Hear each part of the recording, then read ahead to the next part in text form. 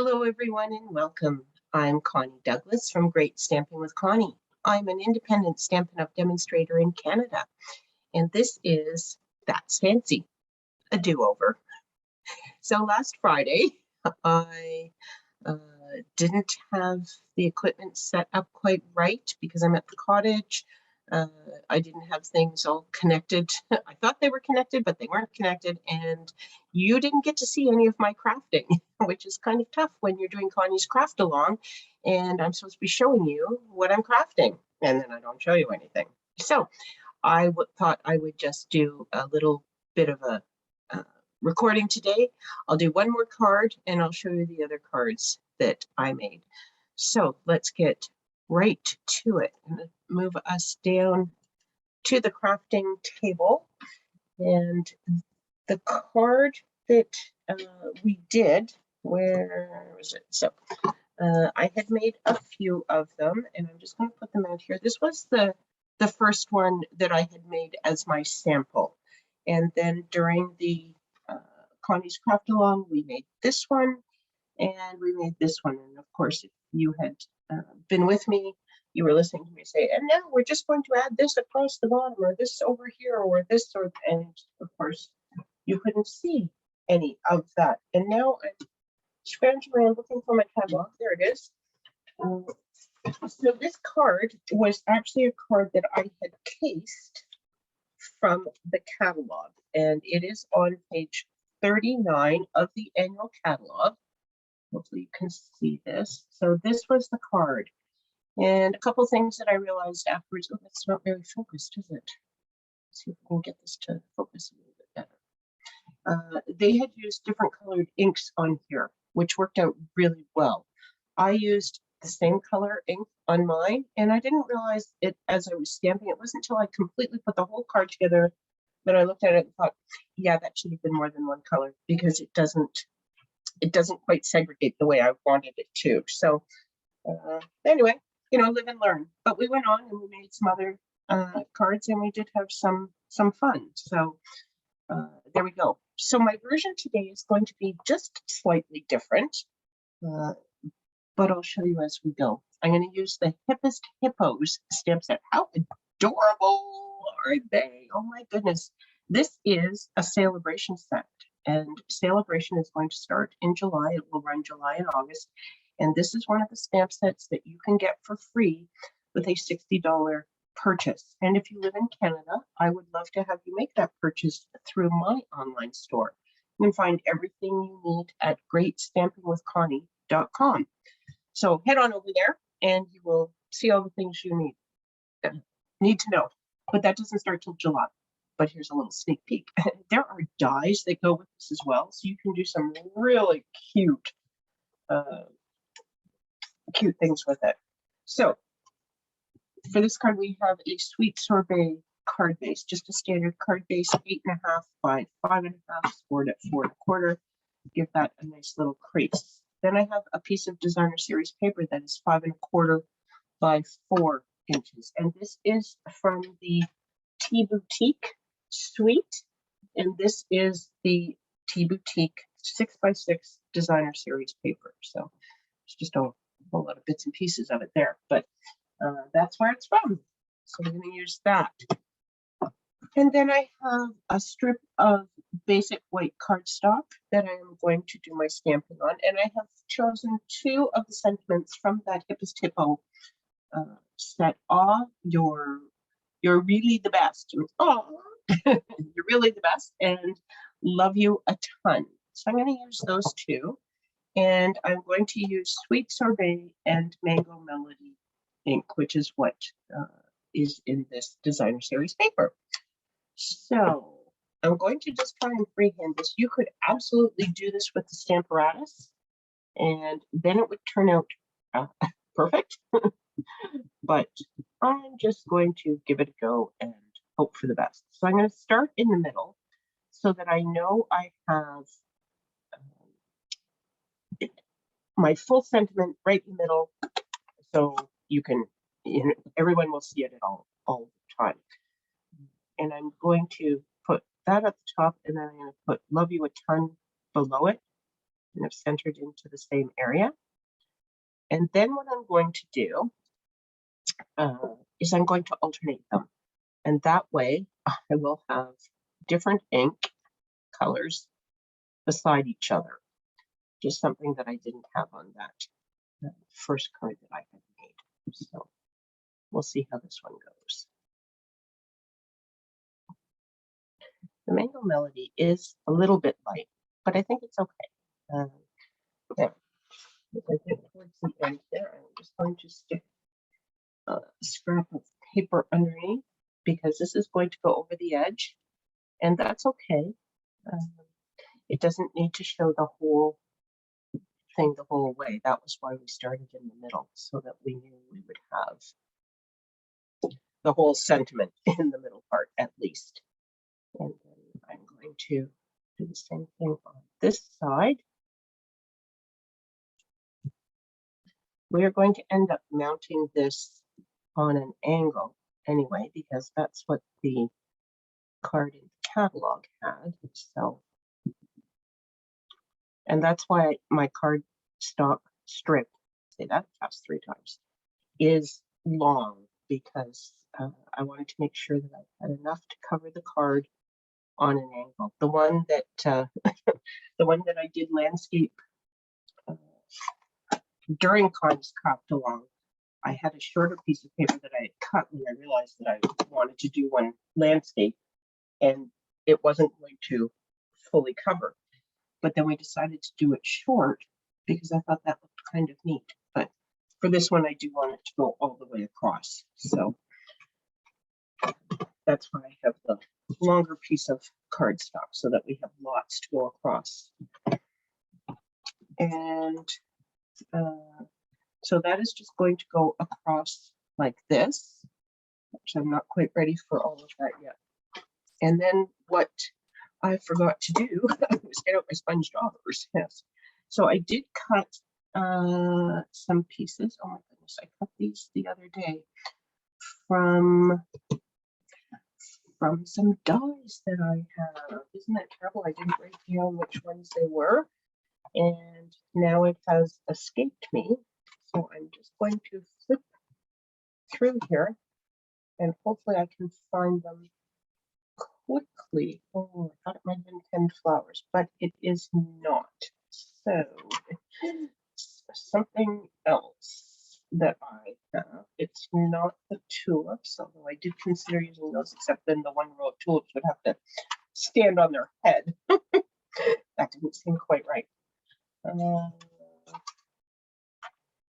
I'm going to give up shortly because I don't want to have you sitting there wondering what the heck's going on again, and whether I've messed up yet again on the video. I didn't write down what I was using. I usually try to do that as I cut it. Here we go. Flowers of Home. So it's that spray right from there.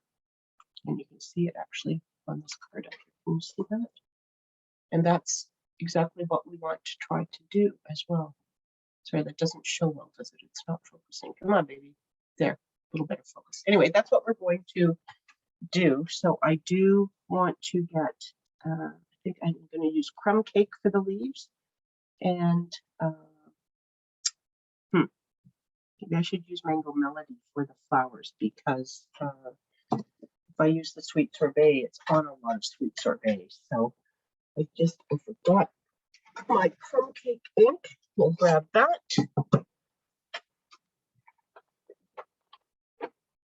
And we'll get the sponge daubers. This always works better if you have everything ready, but you know me. How often does that happen, right? Even when I think I'm organized, it seems like I'm not. Okay, and that, oh, crumb cake, there we go.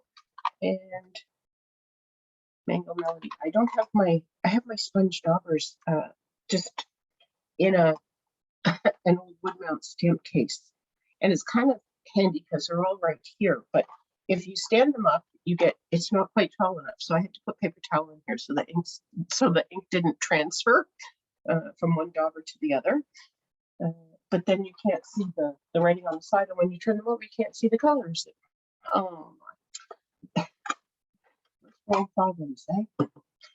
So we will open up our inks and we will get our daubers ready. And I'm going to start with the flowers because I want to make sure they have lots of nice color on them.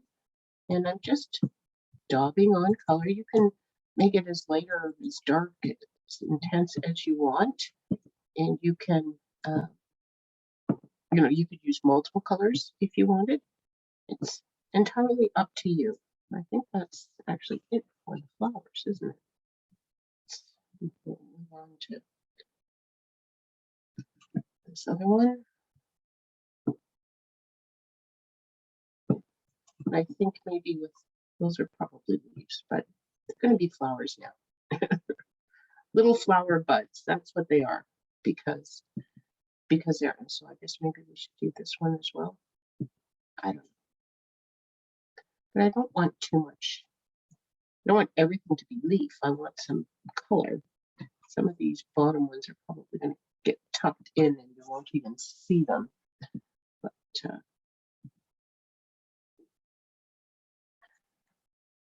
there we go.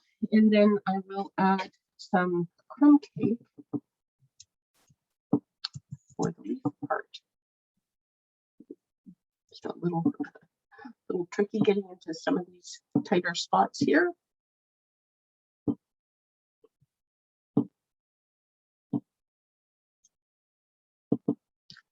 Easier on the end. Let's see what I can get here.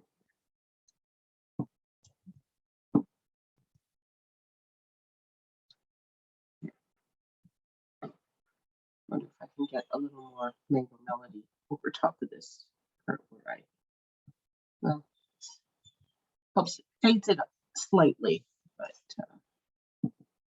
see if I can not get quite as much on this one.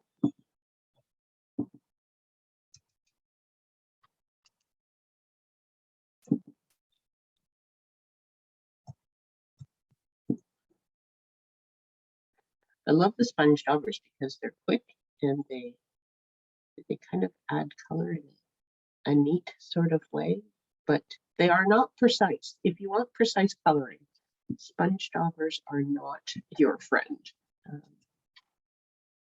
Quick and easy, kind of a fun, almost a bit of a texture sort of look that it gives because it is a sponge, but certainly not precise and pristine. So depends what you're after. Different cards, different things work, but look, turned out lovely. Okay, and then my thought was that we would just put these on either side. I could leave it and just actually I could do it onto the outside. I was thinking that I will just do that and just oops. So I am going to start by adhering this. Let me just grab my Stampin' Seal here. Now this is longer than my paper, but I do want to sort of make sure that I have the edges covered. So I'm going to kind of go long and I'm just going to set this down onto here like this. And I'm going to push in the middle. I'm going to flip it right over because I can see that I have adhesive hanging on the edges, but that's okay. We're just going to cut these pieces off and then then things won't stick where they should not stick because I'll drop those right into my scrap paper bin, or trash bin, recycling bin. Actually, at the cottage, it becomes burnables. We use it to start our campfires. I gather it all up in a bag and then we just take the bag down to the fire pit and it's great for starting fire. We've been lucky this year. We haven't had a fire ban yet. It seemed to be getting a little bit dry, but with the rain today, we should be okay for a while again. So I haven't actually heard of too many forest fires this season anywhere in Canada, which is wonderful because, of course, they are so devastating. We don't like to hear about forest fires anywhere. but out in BC, they had some terrible fires last summer. So they did have a wetter spring. I'm not sure if they've had a lot of rain this summer, but so far I think they're doing okay, which is good. And I'm just going to drop that. Hopefully it's kind of centered. I think it is. Put that right onto there. I never really put my hippo on to see whether I had a good space, but he's just going to pop up afterwards. On the other cards, I fussy cut the sentiment and added it. But for this one, I didn't actually fussy cut the hippo because, as I mentioned, there are coordinating dies that go with him. So I did die cut him, and I got him ready in advance so that I could stamp him and color him, whoops, and get him cut out, and he wouldn't be sitting and waiting for me to do all of those steps.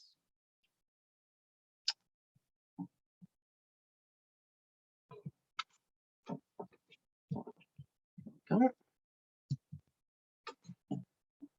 And put this on here. And here is my hippo. Look at her, isn't she adorable? So we're going to pop her up with some dimensionals. Maybe we'll put her right at the edge of the card here. She will look cute there. Okay. So just stick a couple of dimensionals onto her.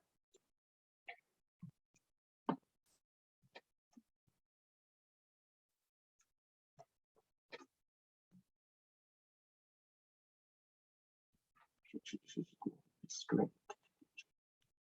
She can just stand right near the center there. Oh no, I like that. And then will we put it down flat or shall we pop it up? Maybe we'll even pop this up. So back to dimensionals.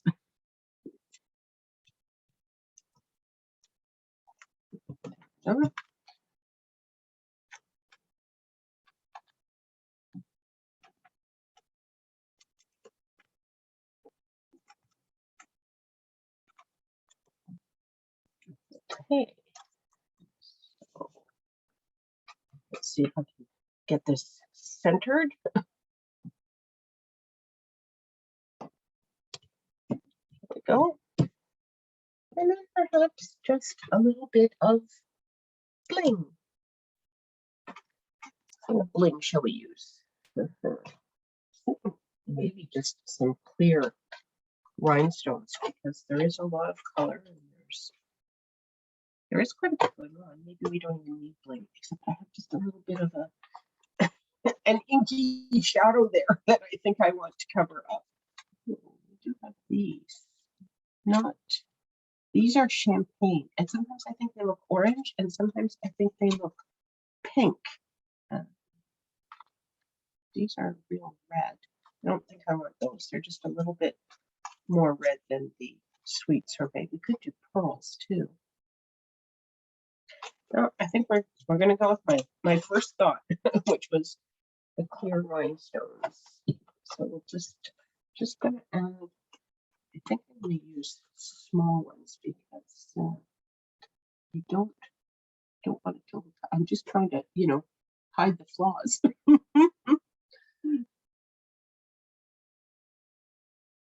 It's the beauty of bling. It covers all your mistakes. Where else do we want to go with this? I think one there and one more out. That looks kind of like for anyone. This is where I always move them around and play with them. You know me.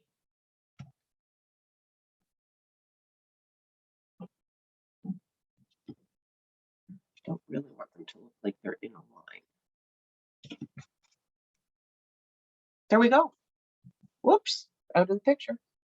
Okay, that's a little bit better. Back in the picture. So there is one more card that goes with the cards that we were supposed to craft together the other night. So I'll just bring these all back in here. So we have 2 that are portrait and 2 that are landscape. Is everybody going to fit into the camera here? Let's just see. I can bring these down a little bit further, bring these in a little bit more. There we go. Okay, so we're back and we're all in. I will come back and go this there. So now you can see the cards that we crafted during Connie's craft along last Friday. Are these both spotlighted? I think they are. I don't know why I only see one of me on the other screen there.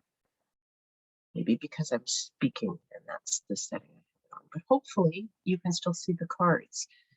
And I hope you give it a try. If you were crafting along, you had your pieces ready and then you weren't quite sure what to do with them, now you can go back and craft them and put them together and see what you come up with. So thanks so much for joining me. I hope that you enjoyed this card, and we will see you next time for Connie's Craft Along. Talk to you really soon. Bye for now, everyone.